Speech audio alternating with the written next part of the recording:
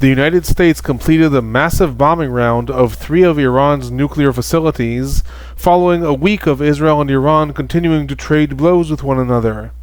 Over 600 people reportedly have been killed in IDF attacks in Iran, while Iranian missiles have wreaked massive devastation to cities within Israel. Meanwhile, while all eyes are on Iran, fighting in Gaza continues. Airstrikes reported throughout the entire Gaza Strip as ground fighting intensifies as well. I'm Alon Burstein. Let's dive in. On Saturday, June 21st, the Middle East entered into the 9th day of the escalation between Israel and Iran, with the United States joining into the fray and bombing Iran's nuclear sites as well.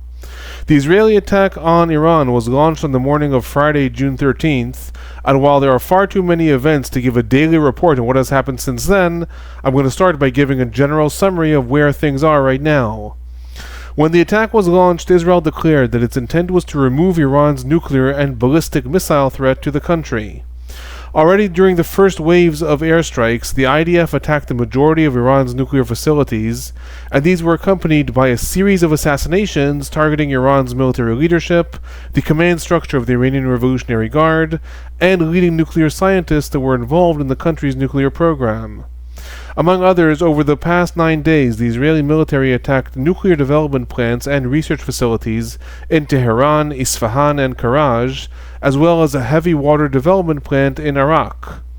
In addition, the IDF also carried out substantial attacks against Iran's air defenses, its ballistic missile capabilities, as well as also targeting government offices and infrastructure, targeting among others sites in Tehran, Hamdan, Tabriz, Shiraz, and Mashhad. The 2 most important nuclear facilities in Iran, however, are the uranium enrichment sites that were located in the areas of Natanz and in Fordow. Natanz is the larger of these facilities and combined both sites for enrichment centrifuges, some 8 meters underground, as well as extensive plans for manufacturing other nuclear elements above ground. The site in Natanz was heavily bombed by Israel repeatedly since the first day of the attack, and some UN reports have suggested that it is almost entirely destroyed. The second site, the one in Fordow, became the focal point of ongoing debate regarding if the United States was going to be involved in the war, and this is because, unlike Natanz, Fordow, which again is used as a uranium enrichment site, which is an essential part in developing a nuclear bomb, is constructed deep underground in the mountains of Qom, buried roughly 80 to 90 meters into the mountain, with only 4 tunnel entrances. While on the first day of the attack there were reports of explosions that happened in the areas in Fordow and in Qom, both Israel and Iran had denied that any such attacks had been carried out on the site. Therefore, throughout the week, Israel repeatedly carried out attacks in Isfahan, Iraq, and Tehran, as well as attacking the areas in Natanz. However, there was a repeated question, what is going to be the future of that site in Fordow? Throughout the week, Israel sent multiple appeals to the United States to participate in the attempts to destroy Fordow, as the US was the only country in the world that has the bunker-penetrating bombs with enough firepower to possibly destroy this facility. US President Trump issued multiple contradictory signals over the past week, calling Iran back to the diplomatic route, then stating that he is tired of negotiations and demanding Iran's unconditional surrender. Then, 2 days after Trump stated that he would decide within the next 2 weeks whether or not the US will participate in this attack, hours before I recorded this, on June 21st, the United States launched a major bombing raid, reportedly targeting Iran's nuclear facilities both in Fordow, Isfahan, and in Natanz. While, as I said, this happened shortly before I recorded this, so we don't know the exact outcomes of the attack yet, the initial reports are that 6 B-2 bombers participated in the attack, dropping over 30 tons of explosives in Fordow, while the sites in Natanz and Isfahan were attacked with missiles that were launched from US submarines. Following these attacks, Trump has already put out a series of messages and tweets, possibly signaling his preferred trajectory of a de-escalation and how the war will progress from here. First, he stated that the US completed the successful attack that included a full payload of bombs in Fordow, adding that all US planes are now out of Iranian airspace and are, quote, on their way home, end quote.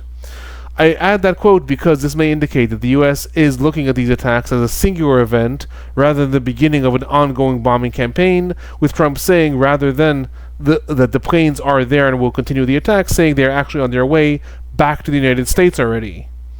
In addition, Trump stated in other messages that Fordo is gone, and also added, quote, "Now is the time for peace."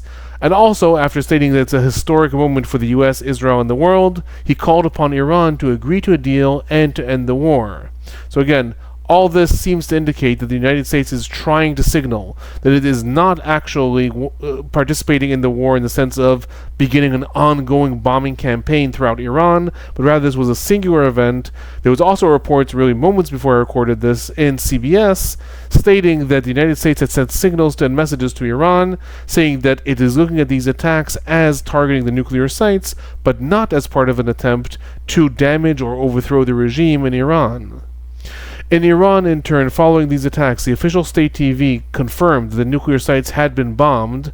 However, it reported that the nuclear material had been removed from them prior to the bombing, indicating or implying that the nuclear program itself may be less affected long-term by these attacks. In addition, Iranian state TV reported that Iran now has the right to target U.S. bases and personnel anywhere in the region. In addition to that, the Houthis and also Iraqi militias that are affiliated with Iran have all issued threatening statements following this attack. In Israel, immediately after the attack, the entire country was put on high alert in expectation of an Iranian retaliation. And again, I'll remind everyone that this happened literally in the last hour before I recorded this, so things are developing really fast. It is possible that we will see an Iranian retaliation against either U.S. bases or against Israel in the coming hours. It is also possible, however, that the region will heed U.S. President Trump's call to now find some sort of way to de-escalate. I remind everyone that throughout the last week, while there have been repeated statements that Trump is not interested in negotiations anymore, there were also other reports that the U.S. is continuing to have an open channel with Iran, and that Steve Witkoff, the U.S. Special Envoy to the region, has even spoken to the Iranian Foreign Minister Abbas Araghchi several times throughout the last week. Looking more broadly to the summary of the IDF's attacks in Iran over the past week, and again I emphasize these are constantly evolving and the IDF was carrying out attacks earlier this evening as well, Israel has reportedly carried out over 600 airstrikes throughout Iran, bombing over 300 targets since June 13th. These have included 7 nuclear facilities that have been attacked, and according to some reports, 16 nuclear scientists and 13 military and Iranian Revolutionary Guard leaders have also been assassinated in these various attacks. On June 21st, Iran reported that 430 people have been killed in the Israeli attacks and that 3,500 have been injured thus far. In turn, the human rights activists NGO in Washington, D.C. reported on June 19th that it has cataloged 639 people who have been killed in the Israeli attacks in Iran. The NGO also stated that thus far it has identified 263 civilians among those who were killed and 154 security personnel. Alongside the Israeli attacks in Iran, since Israel's initial attack, Iran has fired a substantial amount of ballistic missiles and drones targeting various Israeli cities. Between 475 and 600 missiles have been fired by Iran over the course of the last 9 days, and the reason for that disparity, 475 to 600, is the different reports between what Israel reported and what Iran reported. Some of these have been very heavy missiles with close to 1 ton of explosive material, and some also have been cluster missiles that then break off into multiple bombs and projectiles. While the majority of these missiles and drones have been intercepted by the Israeli military, with, I will add, the assistance of the United States and other regional countries, thus far 55 direct hits have been reported throughout Israel, including among others in the areas of Tel Aviv, Ramat Gan, Bat Yam, Bnei Brak, Haifa, Tamra, Herzliya, Beersheva, and many other locations. While each of these hits caused significant carnage and have in some cases destroyed several city blocks, some noteworthy targets that were hit were the Soroka Hospital in Beersheva, Israel's Stock Exchange in Ramat Gan, the Weizmann Research Institute in Rehovot, as well as Israel's military headquarters in Tel Aviv. In total, 25 civilians have been reported killed in Iranian attacks thus far, and 2,572 have been reported injured, but again, this is very ongoing. Israel just put the entire country on high alert in anticipation of an Iranian retaliation after the U.S. bombing, so obviously remains to be seen. Alongside all of this in the Iranian arena, there have also been important developments in the ongoing fighting between Israel and Hamas over the last week, and while these have somewhat been overshadowed by what's going on in Iran, I'm now shifting to that to bring everyone up to speed on what is happening in that arena. Starting with the hostage situation, as a reminder, prior to the escalation with Iran, there have been negotiations between the sides on what has been called the Witkoff Proposal, which focuses on a 60-day truce between the sides, the release of 10 Israeli hostages and the bodies of half of the dead hostages, in exchange for the release of Palestinian prisoners and the return of Palestinian bodies that are held by Israel, the entrance of humanitarian aid and shifting the mechanism back to the UN distributing aid in the Gaza Strip, IDF redeployment in Gaza, and negotiations over a complete ceasefire and an end to the war. On June 1st, the sides reached somewhat of a stalemate when Hamas returned its proposal with new clauses, chief among them being the phased release of the 10 Israeli hostages over the 60-day truce rather than the release during the first week, and, more importantly, U.S. guarantees that the truce will be extended automatically until the sides come to a complete ceasefire and an end to the war, i.e., once the truce is initiated, the 60-day truce, there will be no return to fighting. This will be automatically extended until the sides declare an end to the war. Israel outright rejected both of these terms, leading the negotiations to break down at the beginning of June. However, days before Israel launched its attack on Iran, there were reports that a breakthrough had been achieved in the negotiations, and that new delegations were expected to travel to Qatar to continue the talks. Now, this breakthrough was then completely overshadowed by the escalations with Iran, and even on practical terms, the negotiating teams themselves were diverted from focusing on the hostage deal to focusing on brokering de-escalation between Israel and Iran. Nevertheless, over the last several days, there have been some reports about what that initial breakthrough might have constituted, essentially indicating that this appears to have been an Israeli compromise on one of Hamas's terms, agreeing to the release of the majority of the 10 hostages during the first week of the truce, leaving the last ones to be released only in the last days of the truce, i.e., leading into day 60 of that agreement. While some have stated that this is enough to possibly bring the sides back to the table, I'm going to add here that Hamas's second term, that any truce be automatically extended to a complete ceasefire and an end to the war, is the far more challenging point, and has been the bone of contention that has led negotiations to break down in each and every round up until now. On June 21st, it was reported that a Hamas delegation has arrived in Egypt in order to again try to restart the negotiations, so it is possible that we'll hear more in the coming days, but at this point it is also likely that the negotiations will not advance in any meaningful way until the escalations with Iran at least die down. Moving on from this to what is happening in the Gaza Strip. Over the past week, the IDF pulled a substantial amount of its ground forces out of the Gaza Strip, repositioning them along the northern and eastern borders of the country for fear of pro-Iranian operatives who may attempt to carry out cross-border insurgencies. This led to some important developments in the ongoing fighting in Gaza between the sides. First, while largely overshadowed by Iran's missile attacks, there was a noticeable increase in the amount of rockets that were fired from the Gaza Strip targeting the southern parts of Israel over the past week, with an average of about 1 to 2 rockets fired each day. Again, while that pales in comparison to the Iranian missiles, I bring this up because it does tell us something about Hamas's capabilities and about the possibility of rocket fire continuing to come from the Gaza Strip, targeting different cities in Israel, even if there is a de-escalation between Israel and Iran. Second, the thinning out and possible distraction of the IDF led to a dramatic increase in El Qassam operatives carrying out guerrilla-style ambushes of IDF troops in Gaza, both in the southern parts and the northern parts of the Strip. On June 15th and on June 16th, 2 IDF soldiers were killed in similar styles attacks in southern Gaza when lone Hamas operatives emerged from the rubble and planted an explosive device on an IDF vehicle, leading to the detonation, the injuring of several soldiers, and the killing of those 2 soldiers. On June 18th, an IDF soldier was also killed by sniper fire in Khan Yunis, and there were also ambushes that were reported targeting IDF troops with mortars on June 19th in the northern parts of the Strip. A total of 3 IDF soldiers were reported killed in these various attacks over the last week, and again, while that unto itself is not a substantial increase, the type of attack and their frequency does indicate somewhat of an escalation and Hamas trying to take advantage of the situation. Third, also associated with Iran's escalation and the depletion of Israeli ground forces in Gaza, there was a marked increase in the airstrikes that the Israeli military carried out in the Gaza Strip over the last week, and it was actually reported in Israel that these airstrikes are being carried out in order to supplement the thinning out of IDF troops on the ground. Instead of that, the Air Force is being more activated. Major airstrikes were reported on June 17th in the Deir al-Balah area, reportedly killing 14 people, and on June 19th there were substantial airstrikes in Gaza City and in Khan Yunis. The most intensive day appears to have been on June 18th, when 75 airstrikes were reported throughout the Gaza Strip, primarily in the areas of Jabalia refugee camp, Zaytun in the northern part of the Strip, and Meghazi refugee camp in the central part of the Strip. The IDF did not report the specific details about these attacks. However, it broadly stated that the airstrikes throughout the day targeted Hamas operatives and terror infrastructure.